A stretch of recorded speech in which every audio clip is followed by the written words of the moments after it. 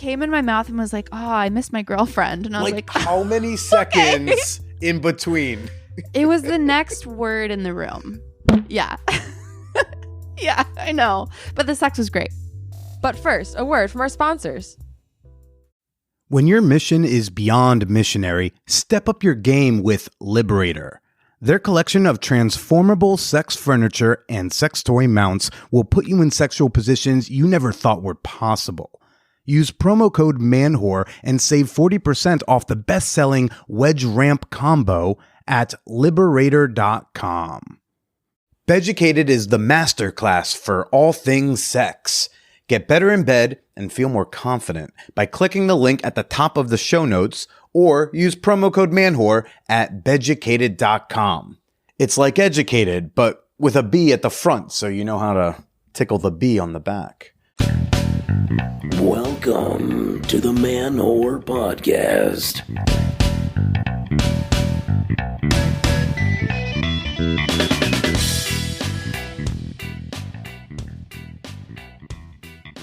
Shout out to all the fan whores, to the whoreheads, to the pod sluts, to the Billy babes, to Presida's posse of pansexual peepers. This is Billy Presida, and you are listening to the Man-Whore Podcast, a series of sex-positive conversations. This week on the show, I've got on comedian Geneva Rust-Orta, who blows my mind in a less than usual way. She's a local comic here in New York City. And I'm looking forward to sharing that conversation with you in just a few moments.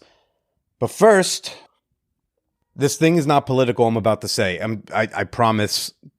I was making breakfast this morning, and I was listening to C-SPAN because Donald Trump's lawyer was arguing to like a circuit court, arguing to dismiss a case about immunity, blah, blah, blah.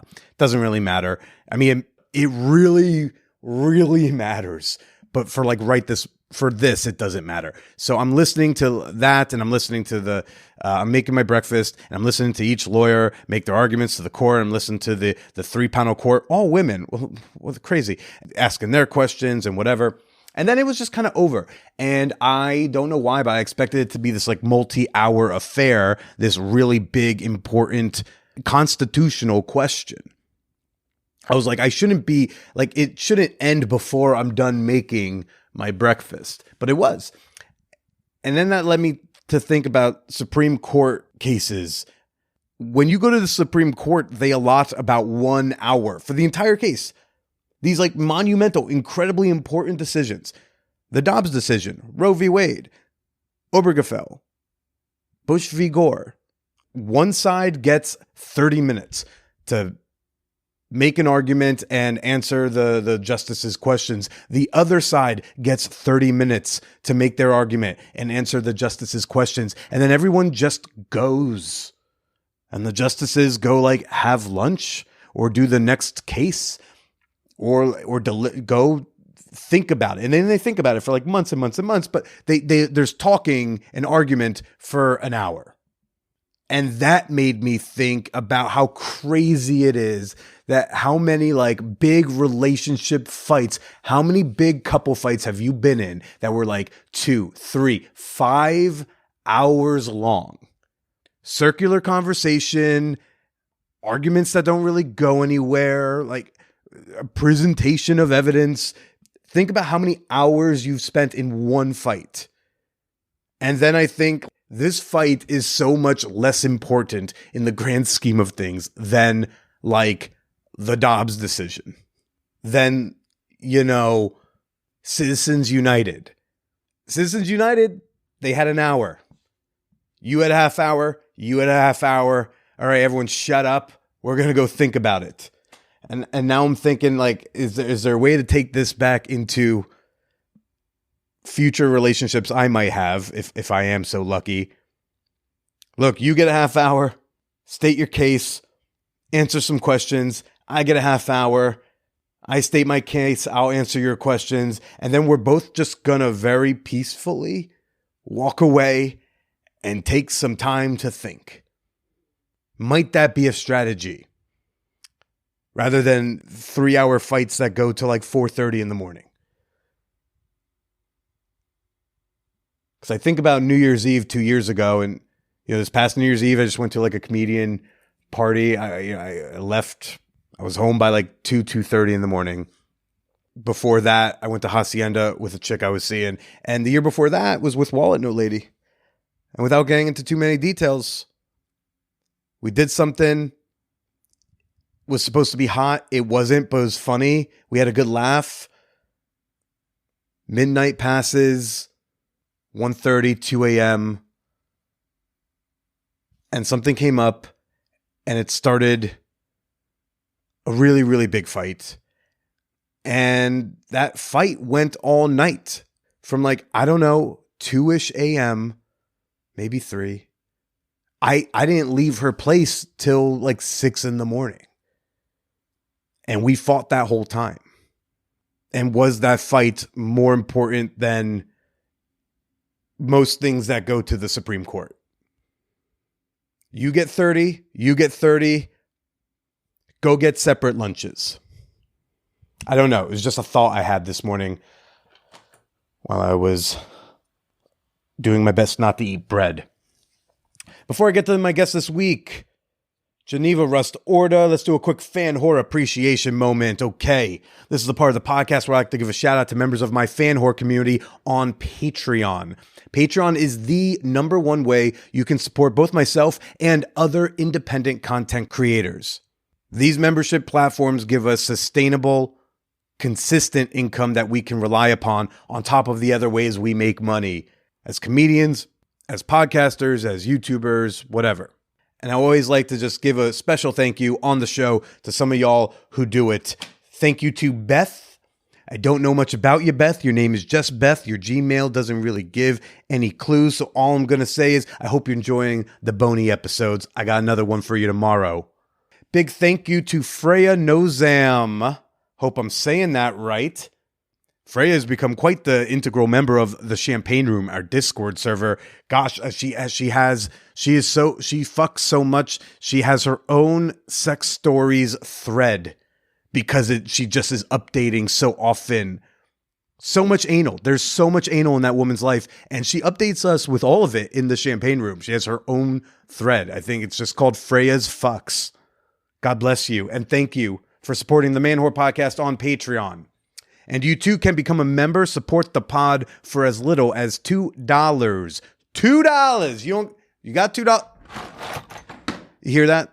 That was the sound of me opening my drawer. In here, not only do I have $2, I have four different $2 bills. You don't got $2 and change in your drawer you could throw Billy's way? Come on now. Head on over to patreon.com/manwhorepodcast.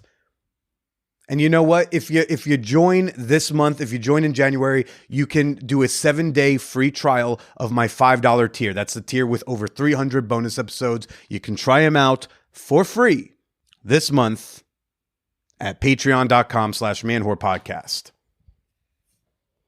All right, Geneva Rust-Orta. I should mention, and I talk about it in the bonus episode that comes out tomorrow. I talk about it in far more detail. But I was a little off my game in this one. Part of it is because I think I had a perception of Geneva that turned out to not be true. But then it allowed me to then discover who this woman was. I just was so surprised by it. I felt like I was kind of knocked off my footing. But also because I had cavities filled in earlier that afternoon, and one of the parts where they did the anesthesia just did not wear off yet. So F's and V's were difficult. So even though I could talk, I don't think you can even really pick up on it too much when you listen. Just know I'm mentally aware of my lower lip not feeling any feeling, and I think that also had me distracted. Yeah. Check out the bonus episode tomorrow to hear why I still could feel the anesthesia. It's a little bit my fault, but I still think you're going to enjoy a very revealing, very submissive conversation with Geneva Rust-Orta. When your mission is beyond missionary, step up your game with Liberator. Their collection of transformable sex furniture and sex toy mounts will put you in sexual positions you never thought were possible. Where my lady pillow humpers at? Where my lady pillow humpers at? What if I told you there was a really nice pillow that has a discreet pocket for your wand? That's the Humphrey sex toy pillow. What about the Black Label Zeppelin XL? A big circular cloud thing that you could have a nice cuddle puddle on that sits discreetly in your living room. Everyone's like, oh, are we watching a movie? Or are we going to use the snap clips and D-rings for something sexy? Or what if I told you you could buy a triangle? A triangle, a shape. You could buy, remember geometry class? You could buy a triangle that makes sex more comfortable, more pleasurable, and lasts longer. Then click the link in the schnotes for that wedge ramp combo they've got there. If you're leveling up your sex game, you need to go to Liberator.com, where they sell bondage gear, sex furniture, squirter blankets, and sex toys from all your favorite brands like B-Vibe, Fun Factory, LaWand, and more. And if that triangle business started getting you a little triangle in your pants, if it started making your triangle a little wet, you can get 40% off their best-selling wedge ramp combo when you click the link in the schnotes and use promo code MANWHORE at checkout. One more time, go to Liberator.com, poke around, treat yourself. And don't forget to let them know who sent you. The Man Whore Podcast is sponsored by Beducated.com. Over on my Instagram story, I put out a sticker asking for people's 2024 New Year sex solutions. And I'm telling you, once again, there are a bunch of women who want to be tied up. They want to be rope bunnies. They just want to feel both secure and subdued and getting tied up. Shibari, that's like the thing that does it for them. More and more women want to learn how to get tied up, but that requires there to be people who know how to tie the knots. Is it going to be you? Are you going to be the one who does the homework? Are you going to be a sexy Boy Scout? Your dating and sexual pool will like instantly expand if you can say, yeah, I'm a rope top. When you take these classes at Beducated.com, you will learn all the ins and outs. You need to learn the knots. You need to learn the safety. You need to know how consent operates a little differently in rope play scenarios.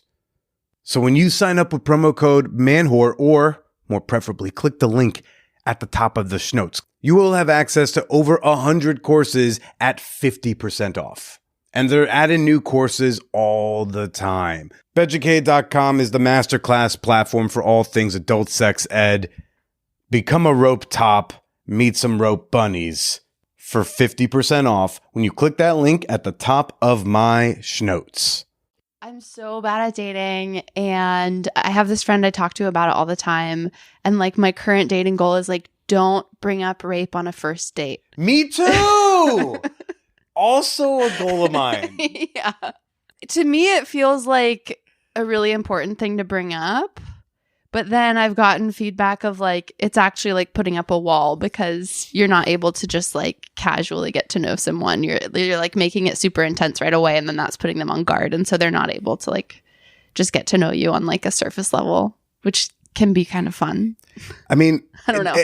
They're right for a certain type of person, but like it depends the type of person you want to attract. To me, like the surface level stuff can be a little boring. It's like trivia. Like I could learn that by like scrolling through your Instagram for an hour, right?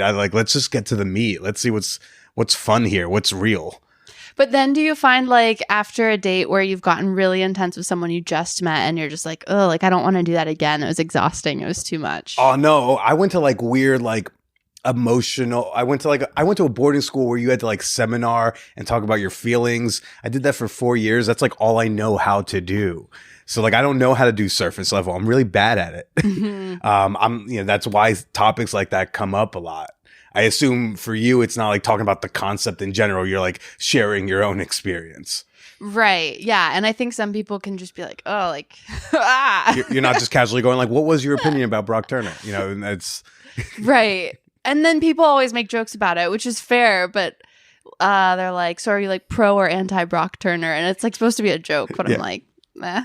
But like you could go on some dates where like, they might be a little pro Brock Turner. That's unfortunately the reality. And that's the scary part of making those jokes is like, we think it's an exaggeration, but it's actually kind of real. Just like how January 6th, like we would have written that and then it happened. It's like, how do you exaggerate past it? So people are like, well, I would never be pro that. Like, well, some are. Mm-hmm. I don't know. But so it sounds like you want to get deeper faster.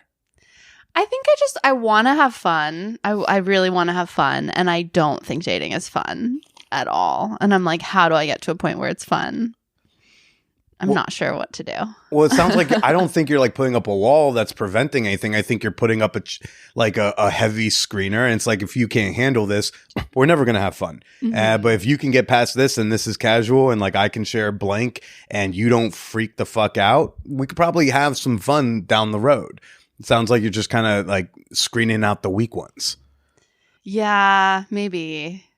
They're all weak though. They're all well. What's your kind of weak that you're attracted to? Comedian Geneva Rust-Orta, which I can't fully say the name because I'm still suffering an anesthetic from 3 hours ago.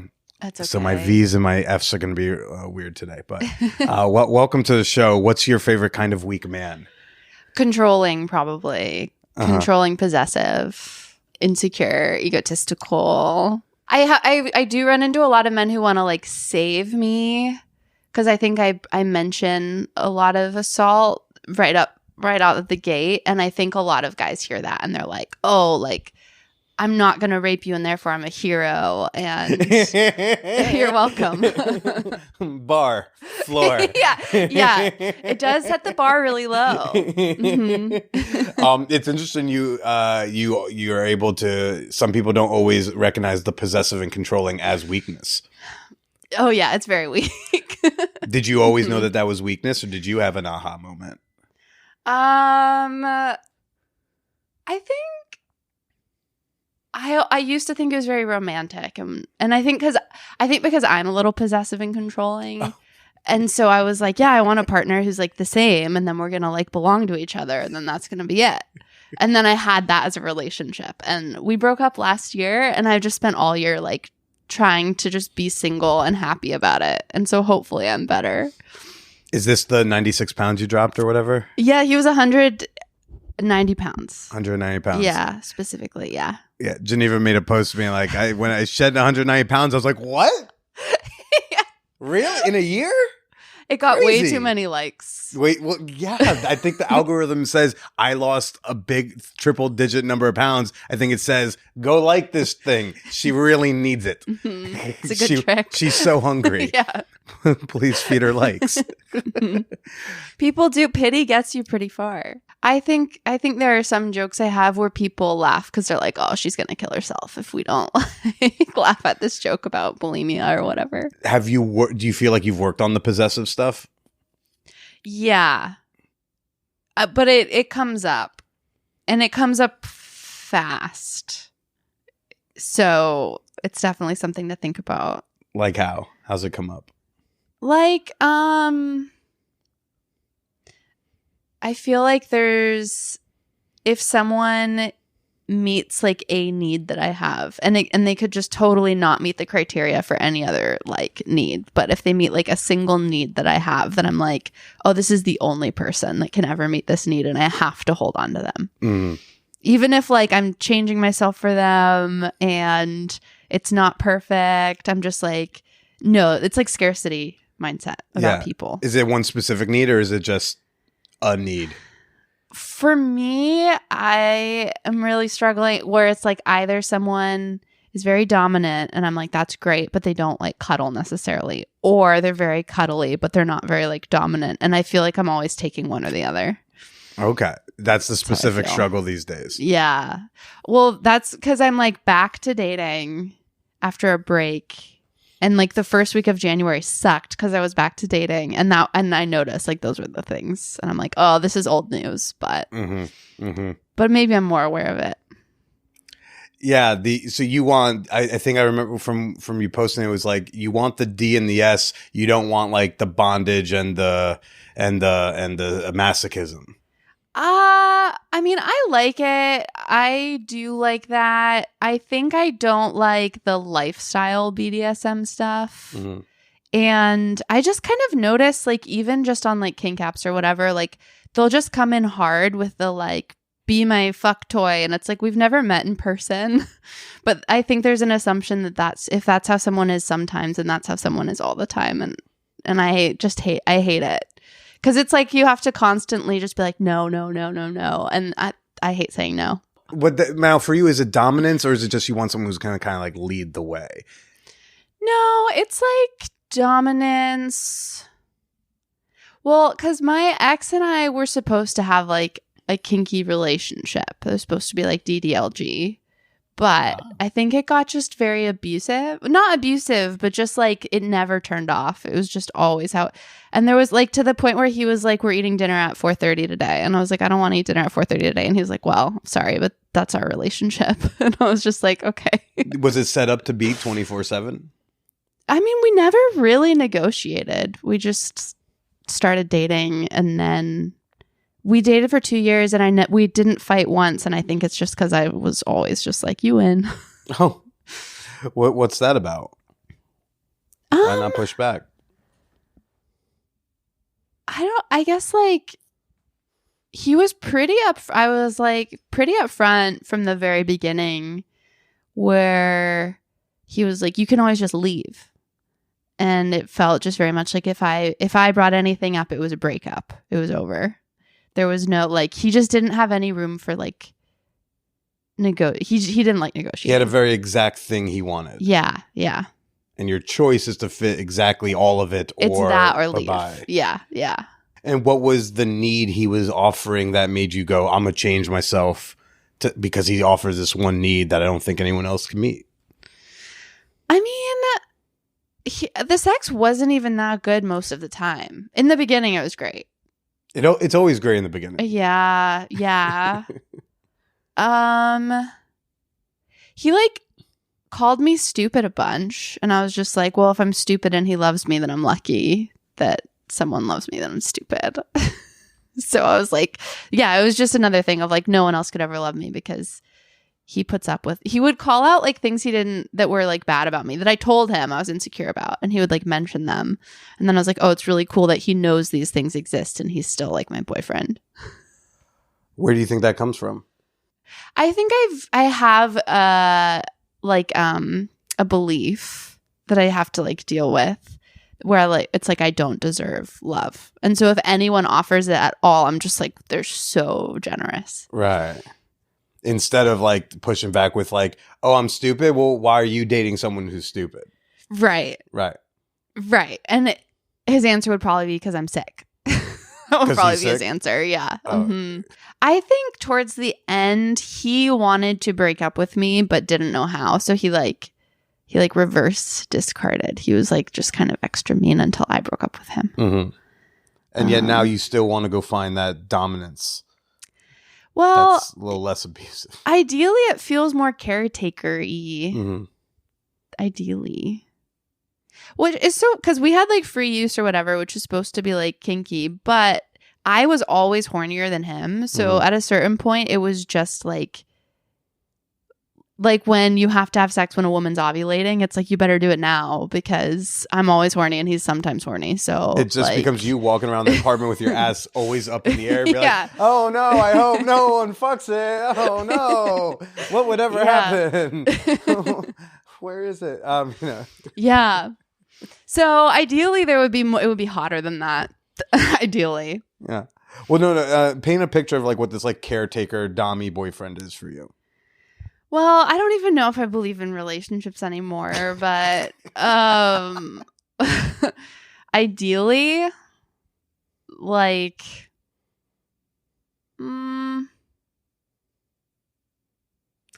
I had really great sex on Monday, but he texted me like a few days later to say that he's now exclusive with his girlfriend. And I was like, okay, well, got one in. Asking what I want. Okay. Is this a good start? Yeah, I don't know. That's the thing, is I don't really know. So I should probably figure it out, because I'm always like, I'll just meet someone and then they'll teach me. I had a bunch of like bad, awful, like rapey-ish sex, and then the first time I had like consensual sex was with like a guy who was very dommy, but I was like 21, but I was developmentally like 16, and he was like 33 or something, and he was just like, yeah, I'll just teach you. And I was like, that's great. And were you all doing like kind of BDSM, like that, like lifestyle BDSM? Or is he just a guy who's like kind of being in charge? And like said good girl in a real good like undertone. It wasn't lifestyle. It was more like I think for us we did like a lot of sexting. So that's not really sex. But you can establish a lot of tone and power exchange through that. Yeah. More like bondage and like licking cum off the floor and stuff like that. Oh, just degradation. Super casual. Yeah. So it was like, I guess it was real BDSM. I don't know. Yeah. It was not like whenever I have sex with someone who's vanilla, I usually either don't come or we just don't end up having sex because like I'm not gonna make any choices. I'm not gonna do anything. You don't want to make choices. No, like. It makes me feel creepy. Actually, it makes me feel predatory if I don't like it. It makes me uncomfortable. And it also, I just don't like it. I just don't do it. Are you comfortable in not to the person that you maybe bang, but like just in general, can you speak clearly to like your sexual desires? Can you say like, I really want blank, or does that also make you feel creepy? It does make me feel super creepy. What was like the attitude about sex growing up? Bad. Uh-huh. So I am That okay. tracks. I am now seeing someone who's very nice, and I was like, the last time we tried to have sex, neither one of us came, and I was like, oh, it's probably over. And then last night I saw him, and I was like, can you pull my hair? And then he did, and I was like shocked. I was like, oh, I didn't think you would actually do that. Amazing what happens when we say what we want. Yeah. So I grew up in a very feminist household, and I think the concept of feminism was kind of weird and very like anti. Like my mom would probably say like all men are rapists, probably. So like very second wavy shit. Mm-hmm. Okay. Mm-hmm. My mom is very. My mom's gay, and she's very. I would say abusive, but like bossy. We'll say bossy, just because it's not my relationship towards her wife, my stepmom. Mm-hmm. So I have two parents. I have a lesbian mom, and then I have like a trans dad, like transish dad. The trans dad's the step. Okay. Yeah. Gotcha. Well, so my trans dad stayed single. Like when I was growing up, it was like my mom remarried right away, and I was pretty much raised by my mom and my stepmom. Okay. And then my trans parent went into like this super, super deep depression and didn't date until I was like 20. And so sex and that parent is just like not even a thing. Oh, so that parent that you've been talking about like recently on stage, like that was kind of a little more out of the picture anyway. Growing up, yeah. Oh, yeah, okay. yeah. My bad. Mhm. Sorry. Okay. I would spend like every other weekend with Tony, but like it was just like drinking and Disney Channel was all we did. Yeah. Sure. So back to your anti-sex mom. Yeah. So the mom who was more of like a parent remarried and was always, and like I do not like the way she treats her wife, but she was always like, the right way to have a relationship where your needs are met is you like train them like a dog and they'll do whatever you want. And I never wanted to do that. So I was just like, I guess I won't have sex and I won't have love because I don't want to boss my partner around. And I don't think my mom and my stepmom have very much sex. I get the vibe that they don't really have like a very physical relationship at this point, but I don't know. Maybe they do. I don't know. I highly doubt it, but. And so like from there, you weren't able to like tell a guy like, hey, I want you to do this, or I would like this, or could you please that? Yeah, I guess it always made me feel like I was a really bad feminist and I was like letting them win or whatever. I don't know. Because the things you wanted were like bad feminism, quote unquote. Yeah. And like it feels very weak to like want someone to help me or someone to do anything for me. It feels very weak to want someone to fuck me. My mom is also very into like love isn't all about sex, but I'm like kind of in a place where sex is all I care about. So we just disagree. And I think my mom has a hard time differentiating like herself from me. Yeah. Sounds like your mom would be like, the most feminist thing you could do is not fuck a man and make yourself come. Mm-hmm. Which is pretty much what I did. The first time I had sex with my ex, I didn't come and I waited. I thought he was asleep and I went and masturbated in the bathroom. And then I like got back in bed. And he decided he loved me after that. And it's probably because I feel like anyone who sees that should be like, she's not a healthy person. But No. I don't know. There are a lot of guys who've done the same. Yeah. I've done the same. Yeah, but it's like, why are you scared to ask the person that you're with? When you did test it out, he did it, and you were like, "Oh fuck, I got what I wanted." Yeah, I felt bad after a little bit, but did you come? I did. Okay, so we got like some positive reinforcement loops started, maybe. Yeah. No, I'm like retraining, and he's super cool, and he's very kind, and he knows I'm like sleeping with other people, and he like doesn't care, and that's really great. Mm-hmm. And he toes that line from like dominance and cuddly. I wouldn't say he's a dominant person. And when we matched, I was like, I'm looking for a kinky friend, and he was like, I'm honestly not that kinky, but I'm down to like explore. And I was like, okay, like he seemed nice enough that that's fine. Okay. Mm-hmm. You like him? Yeah, I do. I feel like I don't change when I'm around him, and like he doesn't mind that I'm funny and doesn't have those hangups, which I've experienced. Yeah. I feel like every time I've matched with someone who's like, I'm a dom, I like kink or whatever, they've just been like mean. They've just been kind of mean. Yeah.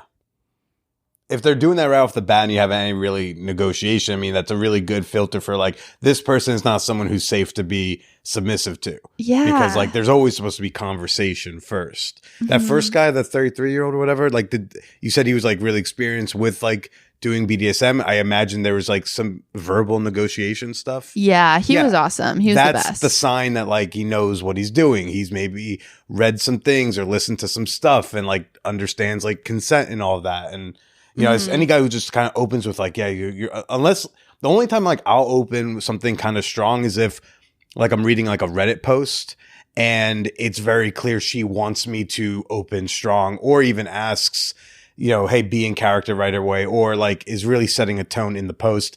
I might open up strong only then. Otherwise, you're supposed to kind of be a fucking human being first before we fade into like a fantasy land. Man, saying those F's are. It's almost done, but it's getting me. Yeah, and even I don't like it like, well, that's because there's all kinds of different DOMs or whatever, and I don't know if I have like a specific type at this point because I'm just kind of, I don't really know what I'm doing. But well, I mean, you are, what I write, well, you called it always horny. I wrote trying to get railed on Maine. Yeah. Oh yes, I post about it, and people don't believe me. Like when I say I'm horny. I believed after the second time I saw, I was like, oh, no, she's like really trying to get railed on Maine. She takes the phrase horny on Maine to like this extra level. Yeah. Yeah. Someone compared me to like Adrian from Rocky after we had sex. He was like, I had never experienced in real life the like cliche of like a girl like taking off her glasses and like all of a sudden being attractive. But I think that is kind of my vibe. I think that was accidentally a dig. It was. Yeah. People say all kinds of shit to me. and I mean, and then do you still touch their penises? Yeah. Well, that's the thing. I don't notice when people are like being rude to me. Like I don't feel it in my body. I don't have a reaction. And then like weeks or days will pass. And then I'm like, did he just say that to me? Yeah. I mean, I don't even know if you're catching anything like that I'm doing, which I almost want to like pause myself and go like, I think I've had just this perception of you that this is kind of a bit of a shock to me. And so like you seem like in this class of like chick comics in Brooklyn who like don't take dudes shit. Oh, I take a lot of shit. So yeah. I think so like my behavior the last like, 15 minutes has been like me just being very surprised what I'm hearing. So I'll try to keep that in check. But no, yeah, it's fine. Well, no, that's exactly the problem. You're supposed to be like, fuck you, Billy. Yeah. I have a toxic tendency of like, if someone like calls me fat or ugly or whatever, I want to like redeem myself and like suck their dick so that they'll like me. It's pretty bad. But yeah, okay. So the daddy, so the daddy dom people who now I'm matching with, like I'm on Pure and I'm on Field or whatever. You use Pure? I deleted it, but I have former sponsor of the show from a prior time. I've just never met. I almost never meet people who have actually used it. Yeah, my friend recommended it to me. Okay. Yeah, and it's intense. It's pretty intense. Yeah. Is it still like a right now kind of thing? You put up a thing for like an hour, right?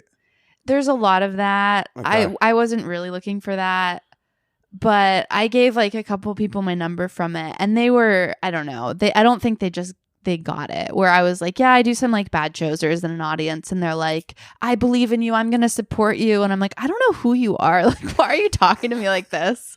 But I think it's like that paternal character or whatever of like, I'm gonna be a father figure right now.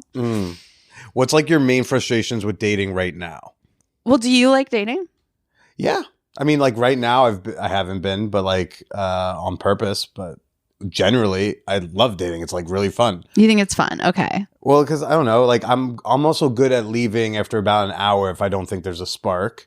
And when there's a spark, it's the fucking best. It's like a new whatever. It's like watching a really good movie for the first time. You're like, this is awesome. This is great. I can't wait to watch it again. And sometimes it's a movie that you can't watch twice. Like sometimes it's Ted. And then sometimes it's Chasing Amy, and I could watch it till the end of time. Chasing Amy, that's a good movie. I my haven't fave. seen that in a while. So for me, I hate the tedium. I don't know if tedium's a word, but of just like going through profiles. Like I hate, it's like online shopping. It's exhausting. And I don't know how to pick people. So how do you pick the do meanest that? ones? Is that? So recently I've just been picking the ones that seem like the most like nice, but then the sex is, I don't know. Right. It sounds like Yeah, you're having I an don't issue know. where you want like yeah. a nice guy, but you want a nice guy who like knows how to pull the back of your hair in the right way. Yeah. And it's sometimes hard to find that middle. Well, okay, so what's hard is that a lot of them are like down, and I'm starting to understand most people are down if you like communicate what you want. They're down to try, like they're down to try it. But I would rather just find someone who already knows and already does it and is teaching me. Down being like kind of the kinkier aspect of DS stuff. Yeah. But the thing is, like, that always has to come with some kind of like that, even if it doesn't feel sexy to you, like at some point there has to be this like conversation, because otherwise it goes back to a ironically Louis C.K. joke where you know the one I'm talking about? That joke resonated with me so much. Likewise, on the guy side of it, it's like there's a lot I can like. I don't think I don't get off on being dominant. I get off on pleasing, and if somebody needs me to put on like a dominant mask, I have that, can put it on, and it's hot and fun for me to be that to them, but not that with like absent the person. I'm not like looking around and be like, I've got my flogger and I'm hard now, who's here? It's like I need it to be specific to them. So I can do that, but like I have to like know that's what they want, because again, then it's that punch of like, you want me to just like hope I didn't rape you? Like it's I think so. What you're saying, the first one that you're saying of not being like, I'm a dom and I need a sub and these are the like assigned roles, but like I'm a person and I want them to get off. I have a dominant skill set, but like I don't think dom's like my identity. Yeah. I definitely I guess I'm like, I think some call it like a service top. So that to me makes me feel so bad of like, it's not what they want, it's what I want. But that's the thing. It's like there's no one's finding. You have 10 things you need, and it's not going to be often you're going to find someone whose 10 things are your exact 10 things. It's not going to be great if like your top 3 things are like their 3 boundaries. Okay, that's not going to be a fit. And when I put on that dominant thing, like that's not fun. That's really hot for me. The last time I did that was like, I don't know, month and change ago. Like a friend was in town, didn't even know we were going to hook up, and like it was kind of like an even neutral make out in her hotel room until I was like kissing her earlobe, and she like, I could sense her melting, like the way she's moaning and the way she's moving, but also kind of like letting herself not move, like where I'm like, oh, every time I do that, she's like going a little limp. I'm feeling her melt. All she had to do was say like one daddy, and I'm like, okay, now I know exactly what she wants, and like I can do that, and it's fun and it's hot. Never in doing that am I thinking, okay, I'm doing this dom shit right now. It's like I'm activated. It's not like how maybe if someone doesn't like sucking dick, if they think it's a chore, for me, like doing that's not a chore. But it's also, it's only not a chore because I know that's what they want, because either it's so blatantly obvious through the play and I'm not doing anything that needs like some kind of consent talk, right? Like I'm more taking charge of the situation rather than like forcing anyone to do stuff.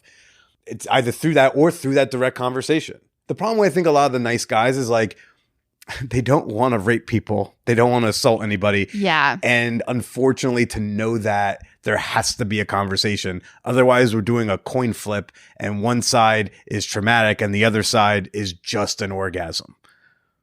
Which feels to me at least like a lopsided gamble. Yeah. But once you get through the thing that doesn't feel sexy, if they're good at doing the thing, I think it's probably very hot. Because I also, when I want to be submissive, I would like her to be able to pick up on as much as she can without me saying. But I do need to say some things to at least get that ball rolling. Yeah. Yeah. And it's like, it's when they're like, what do you like? It's more of a vibe than like a specific. So specifically, it was good I had sex with this guy on Monday, even though now he has a girlfriend, which is kind of a bummer. But is this the one who felt bad right afterwards? Yeah. He like came in my mouth and was like, oh, I miss my girlfriend. And I was like how many seconds in between? It was the next word in the room. Yeah. Yeah, I know. But the sex was great. But yeah. It was kind of a bummer. But it's fine. But he like at one point like spit on his hand and like rubbed it on my face. And I was like, that's great. But that's such a specific thing to tell another person. It feels like his thing. But also no one else is probably going to do that unless I say. So I don't know. I think part of the problem is like the guys who are going to take the most liberties are also kind of more red flaggy because they didn't care enough to check to see if you want that thing. Yeah. Right. And so it's like, where else is that going to manifest? And what other things they're going to do that you actually don't like? Not knowing what your lists are, but like, you know, what if, let's just pretend like anal was that. What if he just like stuck his cock in your ass and didn't check with you? Right. That's definitely that has happened. Yeah. Right. So it's like, that was the first time I had anal, was that. Which isn't great. Not great at all. No. But because I think that happened in my formative years that I'm just so wired of like, that's how it is. That's how. Have you ever like tried to textually communicate that? Does that feel any different? That'd probably be easier. That would probably be easier. Yeah. It sounds like you're worried that someone's going to do something that's a no when it's actually really just like a sure. Yeah. And that's not my problem. That's their problem. Yeah. That's a good point. What's the next thing? What fake name do you want to give the guy you banged last night? The cool guy who we've been on a few dates. He actually came and saw me do a half hour of stand up, which was really cool. Oh, he did that? Oh. Yeah. And then he like stuck around. So that was cool. He's interested. Yeah, he's actually great. How about great guy? Great guy. Okay. So great guy. What's the next thing you're going to text great guy that you want him to know he can do and that you'd probably enjoy? Because it sounds like he wants to do good things for you. Just needs to know which tools to bring out. Right. And I'm just sort of like, don't worry about it. It's okay. This is fine. But that's probably a bad attitude. As someone who, as trying to get railed on Maine, it sounds you shouldn't have you don't have time to wait for that. You gotta give the hints, and that way he's in the moment. That's why I was like, what about texting it? Because then in the moment, you never had this conversation that feels so awkward for you, but now he knows what he can do. If he's good, which we're going to assume he's good in bed and intuitive and all that shit, he knows he can pull that out. Well, yeah, I feel like the things I like are more, I don't know, like I like face fucking a lot. But that just feels like such a thing of like, that's up to them. That's them. That's their part. But like sometimes they can do face fucking for you. And then sometimes they're going to do what I do, which is like I adjust the settings and so I get the blowjob I want. Like sometimes the blowjob's for me. Sometimes the blowjob's for them. Sometimes part of it can be, I'll do all the face fucking for you. And then when I would like to finally come, we're going to do it the way I like though. It's a collaboration. Yeah. Yeah. And you're allegedly equal partner if you want to be. Right. That's where it's weird because I feel like so much of the play I like is like, I'm just here for your benefit, like whatever you want. And so it's like I don't know where the line is between that and like the reality of it. I just don't. Mm-hmm. Yeah. I mean, you talk about rape on first dates. You can't also talk about like, hey, what are you into? What are you definitely not into? I know. I feel like I've just had so much more bad sex than good sex that I'm just still on that setting of like, this is just, it's kind of what I expect. So when I get it, I'm like not surprised. It's almost like the Mark Maron joke of I don't try so that if I fail, it's not my fault. Mm-hmm. That's how I approach sex is like, it's probably going to be bad. And then if it's great, I'm surprised. And then if it's bad, I'm like in control. Yeah. Yeah, great Thinky Pain reference. Way to go. I went to bed to Mark last night. That man knows what's up. He does. Yeah. No, this isn't good. I feel bad for saying all this out loud, but it's just what goes through my head. No, that's okay. Don't feel bad for it. It's very fun. There's crazier things have been said. Perfect. But I do need to grow up at some point. Well, how old are you? I'm 28. I'm pretty old. Okay, well, settle down. The 30-somethings are getting sensitive over here. Yeah. No, I can't wait for my 30s. I thought they were going to be great. I think it's my like 40s. My 20s were sexually insane. And then the front half of my 30s was like COVID and breakups. And I think my 40s are going to be nuts again. I think I'm going to finish letting myself go in my 30s. Mm-hmm. And I think I'm going to get my shit together. And then 40s, I'm going to be that guy who like doesn't go after 24-year-olds, but the 24-year-olds go after him. I can't imagine I can't imagine going after anyone ever. There are so many people I match with who I'm like, oh, it would be great if they messaged me. And then they don't. And then I'm like, all right, okay. Where do you normally meet people? I don't. So I've had 2 long-term relationships because I had a really bad, like, I met someone online that through like he was going to be a dom or whatever, and I had a really bad experience, and I was like, okay. Fuck kink. And so then I got a boyfriend, very, very vanilla boyfriend, but he was very safe. He was molested. I was raped. We got along. And please tell me that's a line in a joke somewhere. No, he told me, and I was like, all right, I guess we have to date now. And so we dated for 2 years, and then the first date I had after him, we dated for 2 years. So it was just yes to the first guy who was nice, and then yes to the next guy that I met. It's wild to sit here and have like every perception of you be like smashed. Also, like when I was listening to that podcast and you're like, yeah, I tried women for a beat. Like I'm straight. I was like, she's straight? Wow. Yeah. There's a straight woman in Bushwick. This is crazy. Gosh, I wonder what podcast that was. It was the Dadplications one. Oh, yes. Yeah. Mm-hmm. Yeah. Well, there was I think what happened was when my mom sort of transitioned to being like a man, mm-hmm. I was suddenly very attracted to trans men for like a little bit. And then I knew a lesbian who was very, very butch, like very masculine lesbian. And I was very into her. And I think it had to do with like daddy issues and like. I mean, do you think there's still any of that like left where it's like more about the masculinity than the. Totally. I mean, we went on a date and I got to know like her feminine side and I was like not interested anymore. Yeah. I was like, I liked it better when I was projecting a bunch of masculine stuff on you. But if someone with like a pussy can like maintain, it's like actually just a shitty butch lady. You're like, this is me. This is for me. Oh, yeah. Yeah. I don't really care about genitals. Make me eat it. You know, it's. Oh, yeah. I would totally eat someone's pussy if they did it in a fun way. Yeah. Okay. Interesting. But not if it was a feminine person. Okay. Mm-hmm. Now, I think so frequently the nice guy thing happens where, how do I put this? I think the whole nice guy syndrome is like a very common plight. And once again, this is like the most shining example of like, yeah, I want a guy who's like nice enough, but like still terrible. And but this guy, great guy, seems nice, right? How much nice is too nice? So I think what's cool about this guy in particular is he doesn't like lick my ass. Like I don't like You mean literally or figuratively? figuratively. Okay. You're like, no, I still want him to actually do that. Just don't be so nice about it when you rim me. Oh yeah, I also wouldn't want.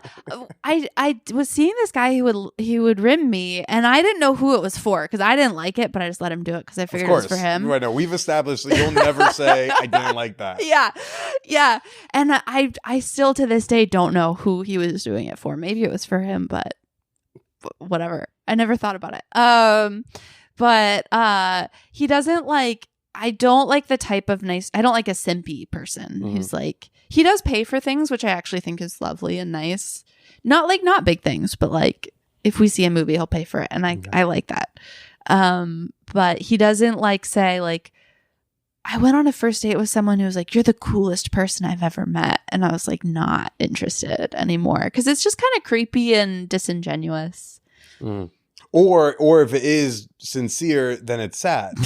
Yeah. It's like, this was the most real. Okay. I mean, not saying you're not very cool, but just, yeah. Come on, man, live a life. Yeah. I bet you he wore khaki too. Yeah. He wore khaki and he was wearing like a Halloween costume. It sounds, okay. I had sex with this guy and it was so bad. And I was like, do you feel like you have to fuck me? Because he didn't seem into it at all. Yeah. But I mean, he was the one who did everything, which wasn't a lot. We know. We all know now. Listening. It was just like, you don't like he was just so repressed about it. I was like, you don't have to do this if you don't want to. But there seemed to be something in him of like, I'm gonna do this. I'm not gonna like it, and it's gonna be bad for both of us. But I'm gonna do it. I think there's a perception that guys have been like taught. They're supposed to want all the sex that they are offered. They don't know when the next sex is going to be, especially if they don't have a lot of sex. I think they come at it from the scarcity mindset. And they go like, well, she's interested and I'm like kind of interested, but I don't know when I'm going to get laid next, so I better do this. He like apologized after. For fucking you? Yeah, he was like, sorry, that wasn't good. I was like, it's fine. I've done that a few times where like I knew I didn't do my best work. But then, you know.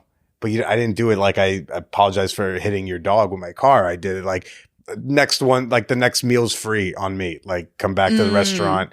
I'm sorry that we fucked up the meatballs, but like next time will be very good. We fired that guy. So that's how I usually try to approach it. Okay. Yeah.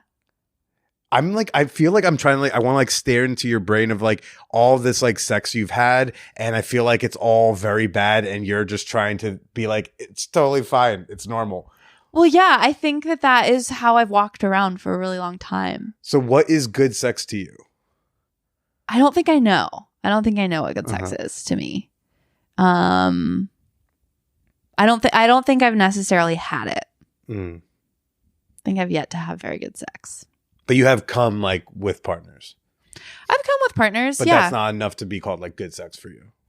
No. And I usually just finger myself. Okay. That's how it happens. Only like people I've been dating for like months and months and months have like ever even attempted to like make me come without me doing it. Which is fine. Like that's not really a big deal. And it's probably like a control thing. But I feel like it's more like there's been things I've enjoyed doing. Like my ex tied me under his desk and I like sucked his dick while he was in a meeting. And I was like, that was great. But that was a vibe. It was a vibe. Yeah. You want the right vibe because then that vibe can manifest itself in all sorts of different ways. The free use, the desk, the whatever. Yeah. Oh man, I hope Great Guy can like, I hope he's listening. I hope he listens to this and then hears me say like, dude, just like follow your intuition and go for it. And I'm getting better at like, someone doesn't have to just like rail and cover all the bases and have the most amazing like sex ever like the first time. Like it's okay to just slowly build. And I think that that's something I can work on is like just do one step by one step. Yeah. Yeah. And feedback and some feedback. And like, but you know, it doesn't all have to happen while you're both naked in bed. It can happen the next day. It can happen later that night. It can happen over text. And yeah. You know. And I'm so scared of saying like that things weren't perfect because that feels mean. So No, it's okay to say they weren't perfect. That's also within my control. I think the good sex that I've had has been very sporadic and almost accidental. Like, oh, that was accidentally really awesome. Yeah. And it's never really felt like it's something I like built intentionally and like talked about it. It was just like, oh, wow. Okay. And I don't know if I feel like there's got to be a way to be more in control of it. Mm-hmm. It's so awkward. Yeah. What's so awkward? Sex is so awkward. Okay. Yeah. I thought you were going to be like all the revelations I'm having right now. Oh, no. I think like before I can have like sex, I also just need to have friends. Like I just think that the way I relate to other people could use work. Well, Geneva, you seem very calm and relaxing to date. I hope it happens for you. Thank you. At minimum, I hope you get as railed as you were posting about. Thank you. Me too. I deserve it. Yes, Did everyone hear that? Did everyone hear that? What we just heard was progress. Geneva, where can people go find you, follow you, check out your stuff, your work? Yeah, I'm at Beef Curtains Comedy on Instagram with 2 Ys. And I'm going to try to start a show. So if you want to help me do that, please help me. Fantastic. And do you have any don't you have a regular show with John? I do. Yeah. I have a regular show in Ditmas Park on 2nd and 4th Mondays at Sycamore Bar. Yeah. Okay. And you'll be at the Naked Comedy Show February or March? February 23rd. February 23rd. Mm-hmm. Come on out. See her tell jokes. Come look at my vagina. Come look at her vagina. You've got her permission to look at her vagina. Great stuff. It's going to blow your mind. You're going to be so surprised. Yeah, you're going to be surprised. Wow. Okay. And then, Billy, don't talk yourself into... That was a great set. Okay. Geneva, thanks for coming by. Why don't you go ahead and say goodbye to everybody? Thank you for having me. Bye.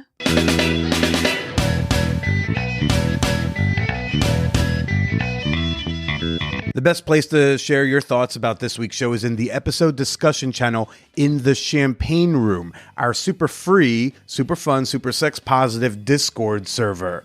You can also read Freya's fucks in there. Click the link in the show notes or head on over to manwhorepod.com/Discord. You can also send me your comments, your reactions, your criticisms to the show via email. Remember those? I love getting your emails over at manwhorepod@gmail.com.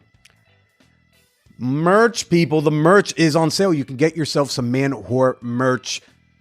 The Pagan shirt, the Stay Slutty panties, the stickers, the buttons. They're all over at manwhorepod.com. Finally, I can sell you merch in like a super easy, simple fashion. Love it.